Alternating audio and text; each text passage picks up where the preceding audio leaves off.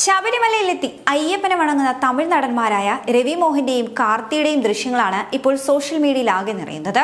ഈ കഴിഞ്ഞ ദിവസം ഹരിവരാസനം പാടുന്ന സമയത്താണ് ഇരുവരും സന്നിധാനത്തെത്തിയത്. ചോറ്റാനിക്കര ഭഗവതി ക്ഷേത്രത്തിൽ ദർശനം നടത്തിയതിനു ശേഷമാണ് ഇരുവരും ശബരിമലയിലേക്ക് യാത്ര തുടങ്ങുന്നത്. കന്യ അയ്യപ്പനായിട്ടാണ് കാർത്തി മല ചവിട്ടിയത്. 10 തവണയിലധികം ശബരിമലയിൽ താൻ വന്നിട്ടുണ്ടെന്നും ഓരോ തവണ എത്തുമ്പോഴും പുതിയ അനുഭവമാണ് തനിക്ക് ഉണ്ടാകുന്നതെന്നുമാണ് രവി മോഹൻ മാധ്യമങ്ങളോട് പറഞ്ഞത്. 2015 മുതൽ എല്ലാ വർഷവും താൻ ശബരിമല ദർശനം നടത്താറുണ്ട്. ഇത്തവണത്തെ മകരസംക്രാന്തിക്കെത്തി മകരവിളക്കും ദർശിച്ചിരുന്നു. ജീവിതത്തിൽ ഒരുപാട് മാറ്റങ്ങൾ ഉണ്ടായിട്ടുണ്ട്. എല്ലാ വർഷവും വരണമെന്ന ആഗ്രഹവുമുണ്ട്. അയ്യപ്പസ്വാമി തന്റെ ഹൃദയത്തോട് ചേർന്നിരിക്കുന്നു.